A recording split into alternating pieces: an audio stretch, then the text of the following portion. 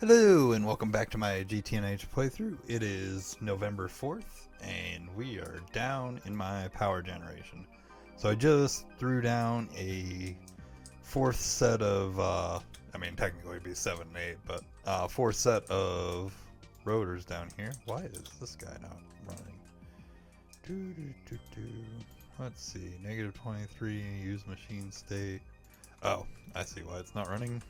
Rookie mistake. Wire. Where are my wires? Get these going real quick before I walk away. I was wondering, it didn't feel like enough power was going in right there.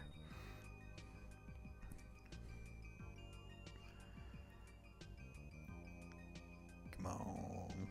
Where's the second one? There we go. Boom. Now we'll be good. Alright, so real quick on these things, one thing that I found out today that was kind of cool, I didn't realize it, so I kind of figured because my helium has I've been powering a lot more stuff, but my helium plasma is definitely on the decline, so I actually set it up so one of the two other fusion reactors could process the recipe as well. Or technically there's 3 other ones, but they mostly sit idle. So now I just kind of set up a recipe so I could make it run 6 at a time for a little bit of period, that kind of stuff. But more importantly, I had these guys set to flow rate of like 1,000 because that seemed to make sense for me. Turns out you can just right click with the scanner on the front of this and it'll tell you right at the top optimal fuel rate, and even that actually seems almost a little too high because I don't know, there's something goofy about like the way this whole setup where I know I'm gonna waste helium plasma, but maybe this will make it so I don't know if I'll waste any less if this guy's staying fully at maximum, but I have the smallest input hatch that it'll actually form the block with. It won't form the block with the ULV one, so I haven't tried the LV. Maybe those would work. Anyways, I threw these down because I was starting to have some power issues. I'm very quickly going to have helium issues as well, so I'm going to have to keep those other reactors running a decent amount of time. That power fail's just the same void miner. I still haven't figured out a way to get it to knock that off. But so that was this, and now we should be making pretty close to 2 million. Oh, it's still ramping up, so I bet by the end of in a few minutes here, it'll be 2 million. I don't know why I have 2 million going out, though, because this number was not that high before. There's something funky going there, but anyways, I'll keep an eye on that.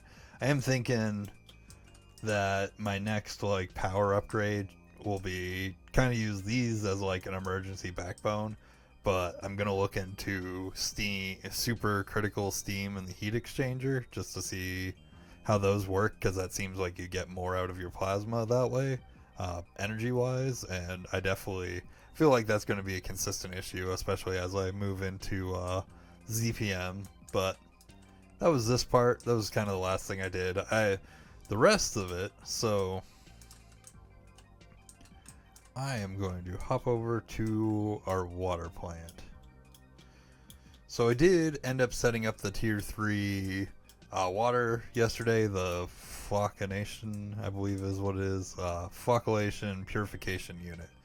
So this guy is slow. I'll say that right off the bat, but it is up and running. I did up the energy hatch on this guy because this guy technically needs to be run at ZPM, but instead right now the way we got it going is I just have a LUV 16 amp energy hatch on there, and then this battery, which is now keeping up. Electric blast furnace? What electric? Oh, that's that one. That's fine. That's just one of my passive furnaces. I did have a separate issue though, just to kind of show. I didn't realize that when you read the description of the water line plants, it says if the current tier of water fails, it'll give you the low, or like the tier below it. So because we input regular water, I assumed when this guy failed, you would get normal water back out. However, that's not quite true. You actually get distilled water. So for a little bit last night, before I could get all this running, I couldn't figure out why I was out of grade 1 water. I don't know, I just figured that maybe I had something funky set up.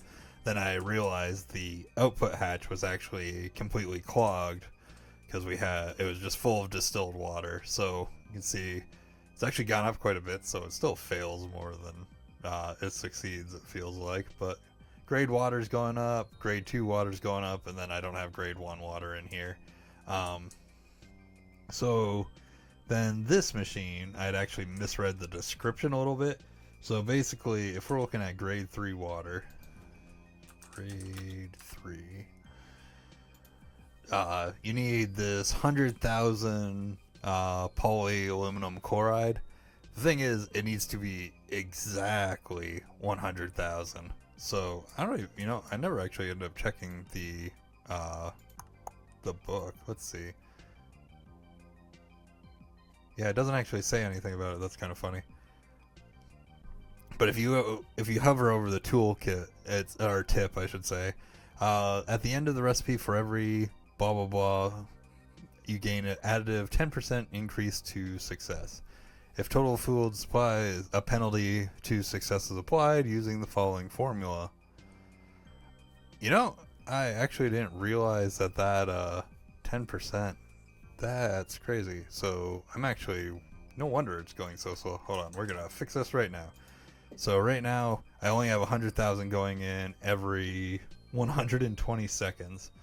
So instead, what we should do, calculator. Every 20 ticks is a second. I want to do every 12 seconds times 20, 240. So instead, we're going to do every 240 ticks. Yeah. Try 240 ticks and see if my grade 3 water starts spiking up a little for the amount that's made. And then if I have to adjust that down 1 second, that'll be fine. But yeah, you can see it probably does because I only have 46 of this so far. I did end up actually, real quick before I move on from this guy. So basically, if you're not aware of what I just did there, this guy's a fluid regulator up top. One of the other changes I also made, because I also I did not identify the issue with the grade 1 water at first. I couldn't figure out what was wrong. But I also had noticed that the input hatch that I used for grade 1 into itself, which increases the percentage, had been empty. So I was like, oh, maybe it's pulling it into that machine first. So what I did was in front of all of these, I set up a low voltage tank with a storage bus set to higher, so that this will always have grade 1 water going into it, grade 2, grade 3, and etc. when they go on, because that does boost the percentage. Might be unnecessary for the grade 3, at least based on how that reads, but I am going to have to keep an eye on the how much of that chlorine is kept up. Now what is power? Dude, things are power failing everywhere. It's driving me nuts. That one in particular drives me batty. I almost need to move the void miner farther away just so I don't have to look at it. Because I don't know how to figure out the distance that I have to stick it, so when it's doing that shenanigans, it does not register on the screen. But anyways, that means this guy probably needs to be turned back on. Soda. Only, you can see I don't have a whole lot of soda light, which was what I was feeding into there. I'm tempted to throw in aluminum because you get aluminum back, but if I'm going to do that, I want to actually set up my aluminum bee, which I never have bothered doing it just because you get so much aluminum from stuff. But this is basically the processing line to get this polyaluminum chloride, just taking it all the way back. So I went with this recipe. No, this is the recipe I'm debating going with, which will give me hydrogen as well. And then you get aluminum back, so technically it multiplies out. But I went with this one, the sodalite and sodium hydroxide, into this stuff, which then this just goes in with water, and then this stuff goes in with some hydrochloric acid to get out the polyaluminum chloride. And then this distillery over here basically does exactly what it seems. It recycles it back out. You get your aluminum back, and it should be more than enough to keep up with it. I'll have to keep an eye on it. 'Cause, yeah, I've got 83k aluminum, so maybe I'll do that. I'll just have to put an output hatch on there as well. And I already set up hydrogen because I'd considered that before. But that's basically the water line continued. Right now, I have this guy running on 2 parallels, 3 and 3, because my power is struggling. But that's where we got for this. Because I got the grade 3 water, though, I did pull some out to be able to kind of push forward into ZPM a little further. We actually moved to the upper floors up here, where I set up a new laser engraver. Specifically, this one's going to be wafers that need to be made with grade 3 water. I'm going to set up another one for grade 4, and then I think I'm going to move the one down from there up here just so they're all together. But so far, it's just this guy in here. And then I also technically set up the recipe where we go from this NPIC wafer to PPIC, but you need a UV cutting machine to process that, or to cut that particular wafer. So I did end up crafting some ZPM energy hatches, because that was the last thing I was holding off, or last thing I needed was the wafers from the tier 3 water to be able to craft that.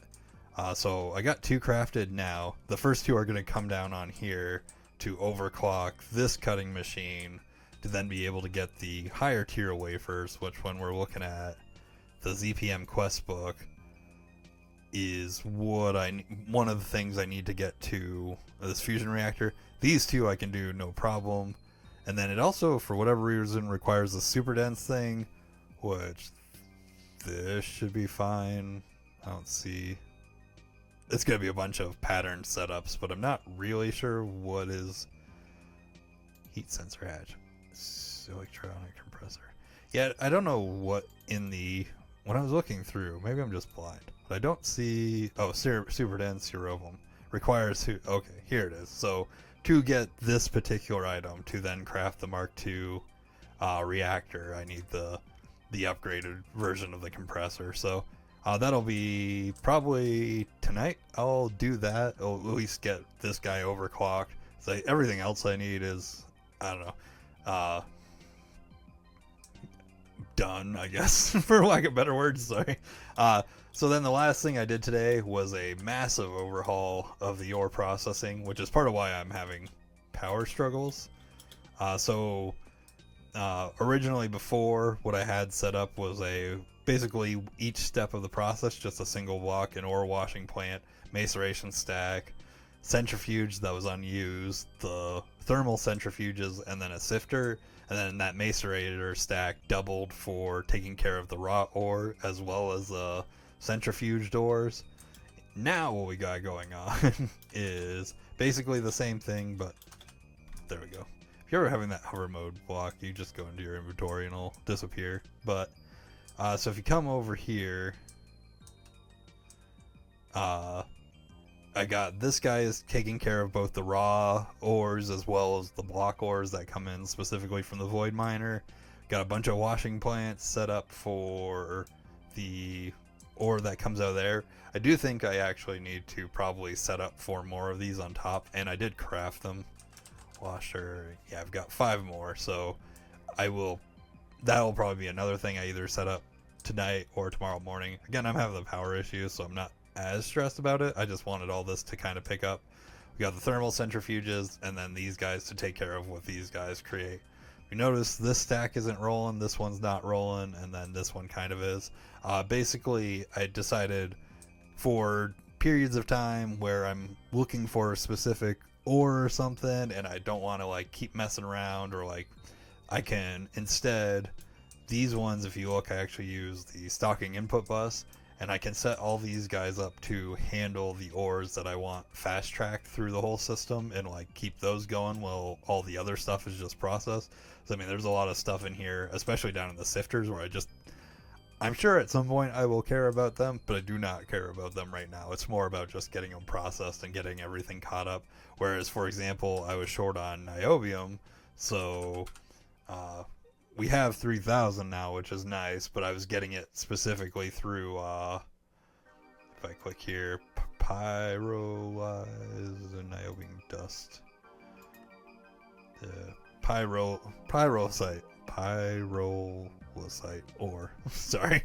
And because it's just a byproduct. So in this stack is taking the galena and the sphalerite specifically, as well as this guy, just so that they can get over to the indium. Whereas this whole line takes the pyrosite, so I get the niobium quicker because I do use quite a bit of it. I was actually out of it yesterday, but then I'm glad I'm at 3,000 again because I had ran out because I crafted like 50 something. What's it called? LEV energy hatches to set up this new line, and then I did throw a tier 3 air filter down below. That's the only reason this area isn't like crazy polluted at the moment, but just because all this stuff is constantly running. But that's yeah, that was about it for today. Like I said, my plans for the immediate future will be take care of those, which I'm sure those two are just maintenance issues. Set up the more washer plants should I need to. Let's actually take a look at how everything's rolling. Yeah, I probably need to. I've got like 1.5 million magnetite and all this stuff. I might look into other things I can do with these ores, because if any of them give fluorine, maybe I'll do something different with that. But and then actually, let's go take back a look at the grade 3 water real quick, see if my new setup 53. So actually, yeah, 5,000 in that short amount of time. For contrast, it is currently 5 p.m. This has been running since like 9 a.m. this morning, and I was only at 48. So that's a huge increase already. I will just need to keep an eye on this guy. I think there was like 12 million, 10 million. Okay, so yeah, it is sucking through it pretty fast. So I think I am going to, first thing, log off, set this up to have aluminum output, and then I'll just need to throw an output bus on there. And then from there, work on... Oh, you know what? I actually do remember. There's a specific like progress thing I need to do after I fix that, now that the power settled, is I need to do the Nequadria line, this little section, specifically because the ZPM batteries, you see I have the recipes in here, but I can't actually craft them because I'm missing Nequadria.